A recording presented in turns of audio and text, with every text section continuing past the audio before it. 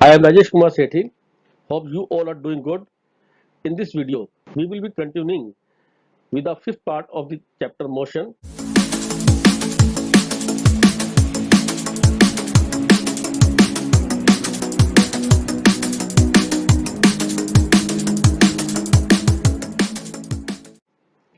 In the previous video, we discussed graphical representation of motion. Let us begin with equation of motion by graphical method. Before we continue the video, hit the subscribe button, click the bell icon, like, comment and share my videos.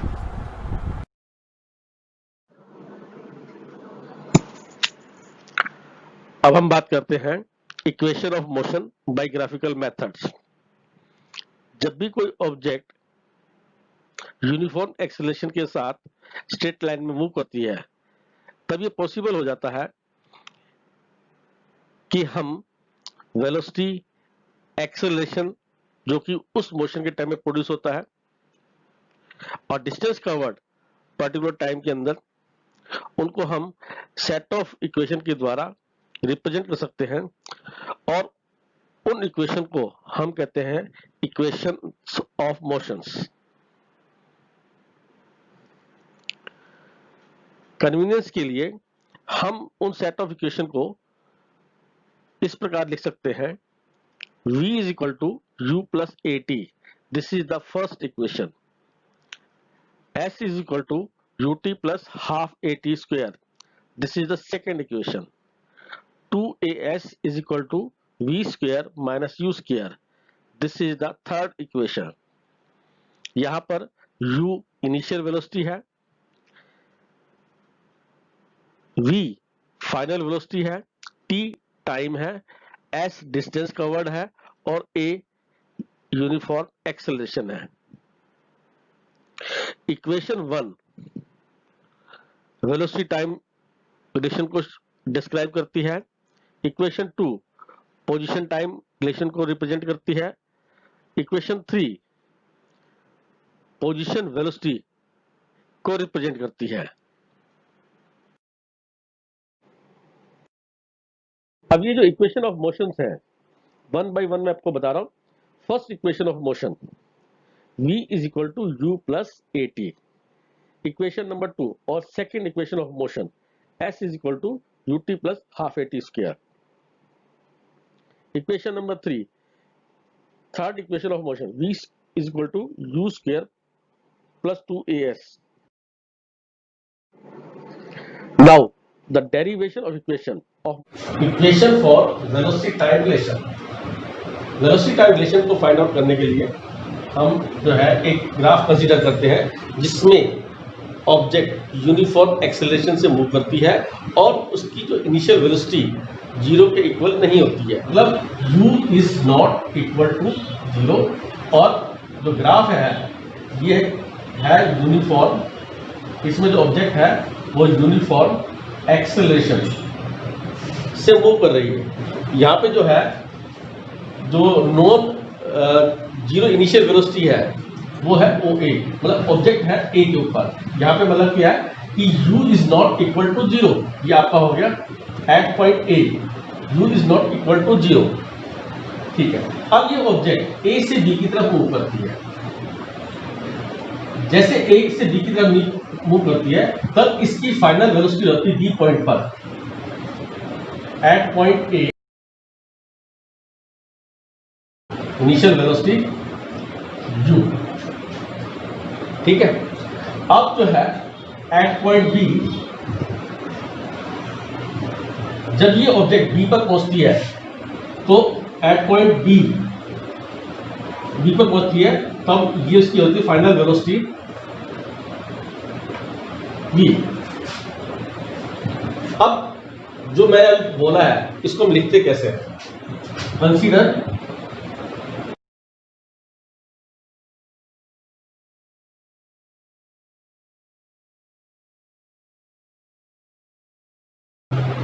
the final velocity will become equal to v, और जैसे A से B पर पहुंचती है तो इसकी final velocity v होती है। यही बातें मैंने यहाँ लिखी है। अब आता हूं मैं ओ ए, ये होगी initial velocity.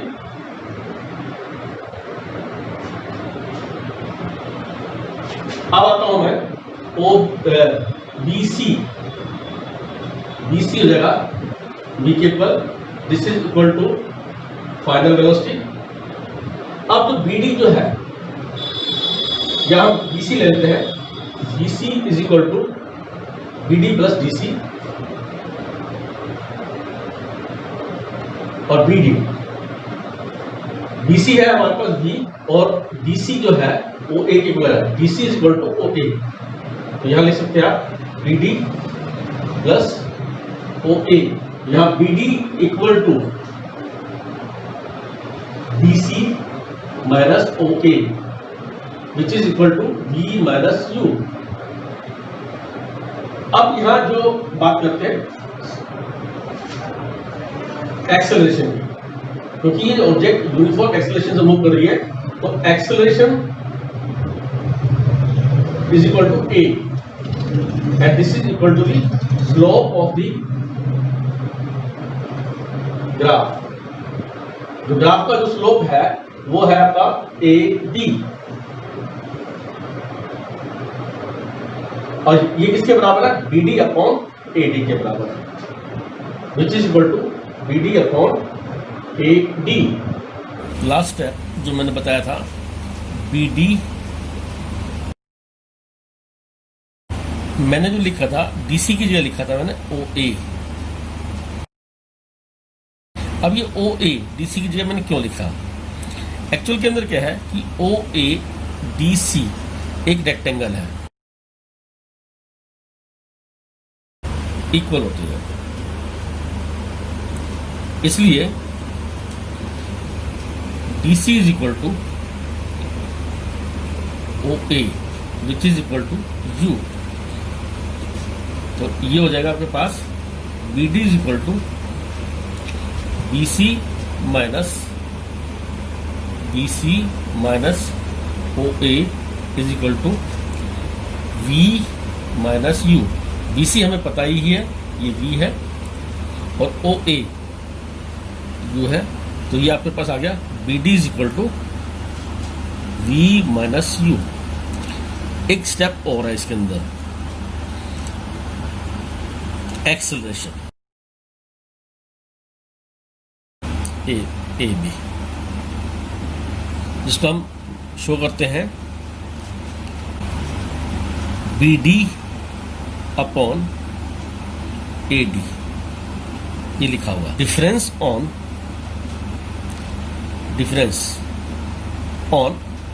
Y axis divided by difference on X axis.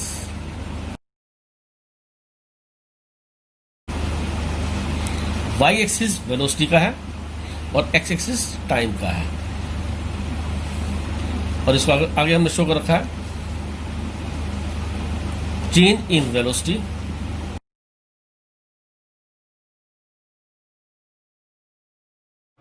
तो A is equal to B D किसके बराबर है हमारे पास, V माइनस यू,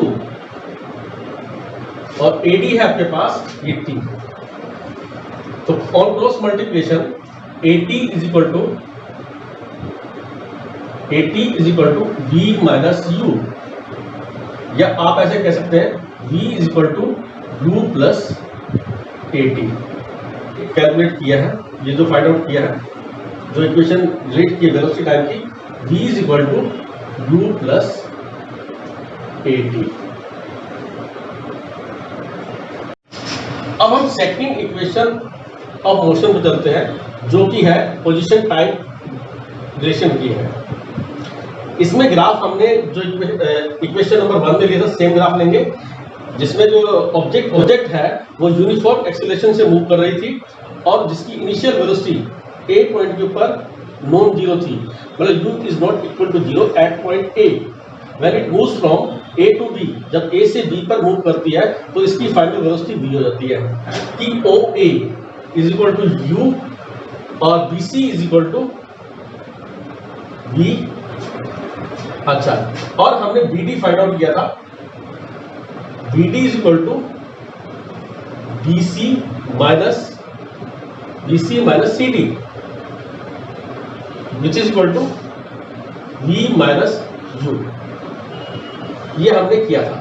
अब जो हमें पोजीशन टाइम मतलब जो है कि टी टाइम के अंदर ये कितना डिस्टेंस ट्रेवल करती है, जब ये A से B पर पहुंचती है, मतलब इसकी इनिशियल वेलोसिटी U से B होती है, तो ये S डिस्टेंस कवर करती है। ये लाइन हम यहाँ लिख लेते हैं। डिस्टेंस कवर्ड, जो डिस्टेंस कवर्ड आएगा A से B पॉइंट B पर, तो एरिया अंडर दिस फिगर मतलब OABC area it is equal to the area of figure OABC। ये क्या है आपका ट्रेपीजियम। ये किसका बना हुआ है? एक राइट एंगल ट्राइंगल का और एक रेक्टेंगल का, which is equal to area of rectangle OADC।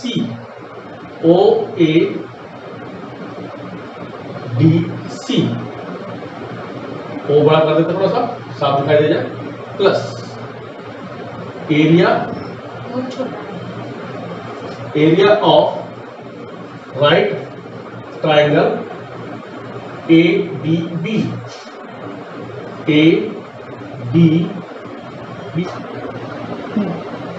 अब देखिए हमने जो डिस्टेंस कवर्ड को S से लिखा, ये S लिखा हुआ आपका। Area of rectangle OADC rectangle का जो एरिया होता है length into breadth, that is OA into OC, OA into OC। और area of rectangle half into base into height. Base तो हो गया AD और हाइट होगी BD, AD into BD। OA किसके बराबर है? आपका ये है U के बराबर, that is equal to U। OC ये T है आपका, ये आपका T, OC UT half. AD फिर किसके बराबर है? AD is equal to OC। हम जानते हैं, we know very well that opposite side of rectangle are equal in side T, और BD आपके पास है यहाँ पर V माइनस U। अच्छा, अब S ये हो गया, S is equal to UT plus half, ये T है, और V माइनस U किसके बराबर होता है? AT के इक्वल होता है। ये आपने स्टडी किया हुआ, V is equal to U plus AT, या V minus U is equal to AT। तो आप इसको T इंटू T, तो S is equal to UT plus half AT square. This is the second equation of motion which is called as the position type, which, or you can say, which shows position type relation, which is equal to S is equal to UT plus half AT square. Now we are taking the third equation of motion, shows the position velocity relation. इसमें हम दोबारा उसी graph को लेते हैं जिसमें object uniform acceleration से move कर रही है और उसकी इनिशियल वेलोसिटी नॉन जीरो है, मतलब जीरो नहीं है कि यहाँ से जो ऑब्जेक्ट ने O से चलना स्टार्ट किया, मतलब ऑब्जेक्ट जो है A से चलना शुरू करती है। यहाँ जो है इसकी velocity U is not equal to zero at point A and it moves to B and its velocity becomes V at point B। तो यहाँ पे हम लिखते हैं OA is equal to U, BC is equal to V, and BD, this one is equal to BC minus CD। BC आपके पास V minus C D, C D is equal to O A, तो ये होगी we minus you. यहां आप bracket में show distance covered this figure under the figure O A B C. जो O A B सी ये किस टाइप का फिगर है? It is a trapezium. Area under figure O A B C, A B C, यहां कह सकते हैं area of trapezium.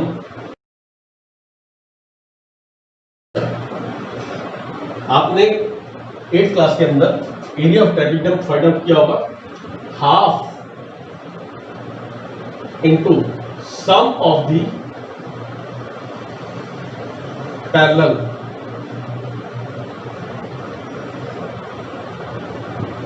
sum of the parallel sides height।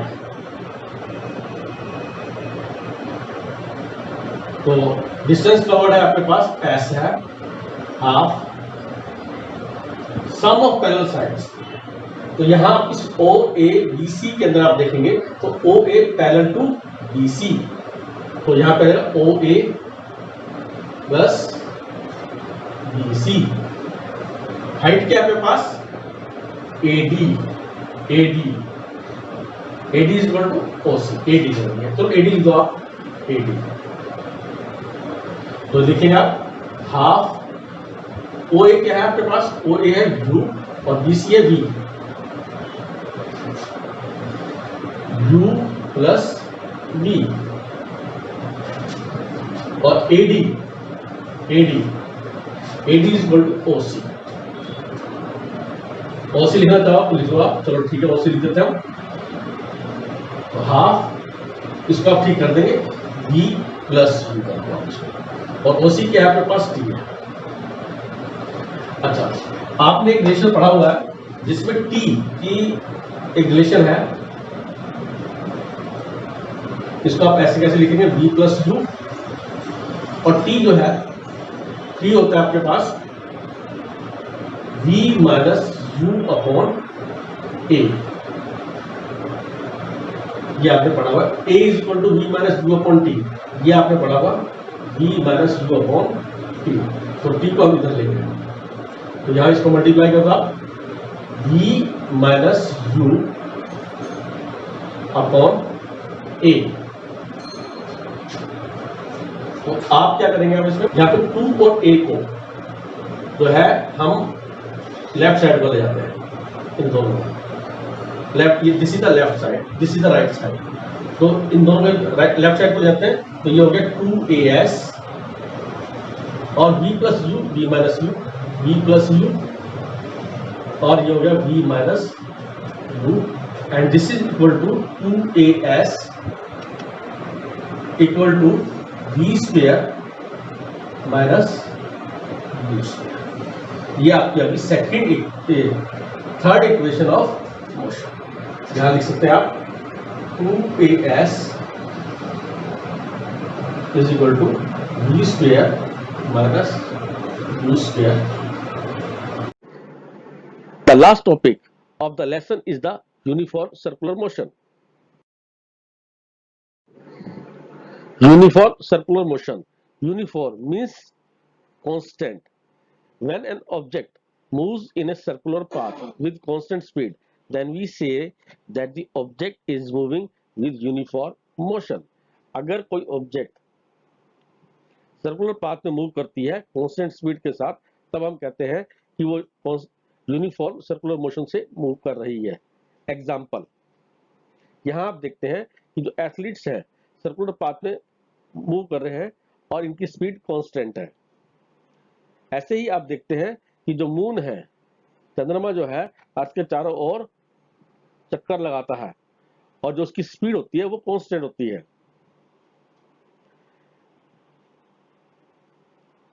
Circular path के अंदर जो डिस्टेंस कवर्ड होता है वो होता है सर्कमफ्रेंस के, तो वेलोसिटी क्या होगी? Velocity is equal to circumference upon time. और सर्कमफ्रेंस किसके इक्वल होता है, 2 पाई आर के। तो ये फॉर्मूला हो गया, velocity is equal to 2 pi R upon T.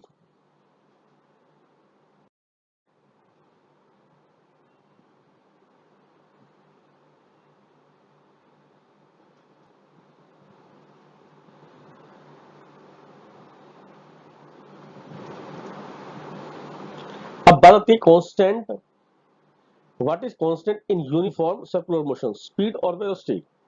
अब यहां जो बात आती है कि जो यूनिफॉर्म सर्कुलर मोशन है उसमें क्या चीज कांस्टेंट है, स्पीड या वेलोसिटी।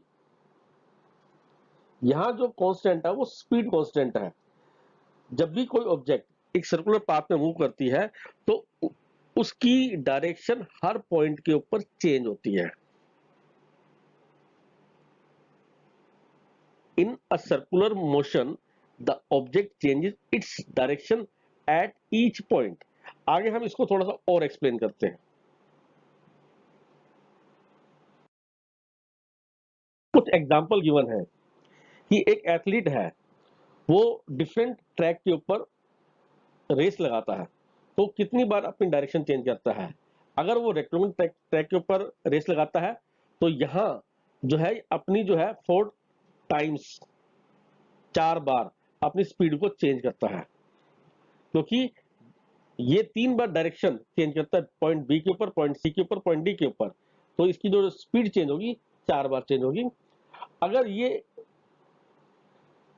नेक्स्ट हम लेते हैं हेक्सागन ट्रैक, तो हेक्सागन ट्रैक के ऊपर जो है 6 साइड है, 6 साइड्स है, तो यहाँ पर ये 6 टाइम जो है अपनी स्पीड को चेंज करेगा। नेक्स्ट है ऑक्टागन, ऑक्टागन में 8 साइड है, तो यहाँ पर जो है वो अपनी जो स्पीड है वो 8 टाइम्स चेंज करेगा। अब हम आते हैं नेक्स्ट सर्कल की बात करते हैं, सर्कुलर ट्रैक के ऊपर। सर्कुलर ट्रैक के ऊपर ये अपनी डायरेक्शन हर पॉइंट के ऊपर चेंज करेगा, और यहां जो इसकी जो वेलोसिटी है, जो स्पीड है वो वेलोसिटी में कन्वर्ट हो जाएगी, क्योंकि the athlete is changing its direction at each point. In case of circular track, कि जब भी कोई ऑब्जेक्ट किसी सर्कुलर पाथ पर कांस्टेंट वेलोसिटी से या ऐसी वेलोसिटी से जिसका मैग्नीट्यूड कांस्टेंट है मूव करती है, तब क्या होता है, तो ये अपनी हर पॉइंट के ऊपर डायरेक्शन को चेंज करती है, जिससे इसकी वेलोसिटी चेंज होती है। तो ये एग्जांपल हो जाएगा यूनिफॉर्मली एक्सीलरेटेड मोशन का। That's all about this lesson. We will discuss the numerical problems in the next part of the video. If you have any queries, then put your queries in the comment box. Thank you.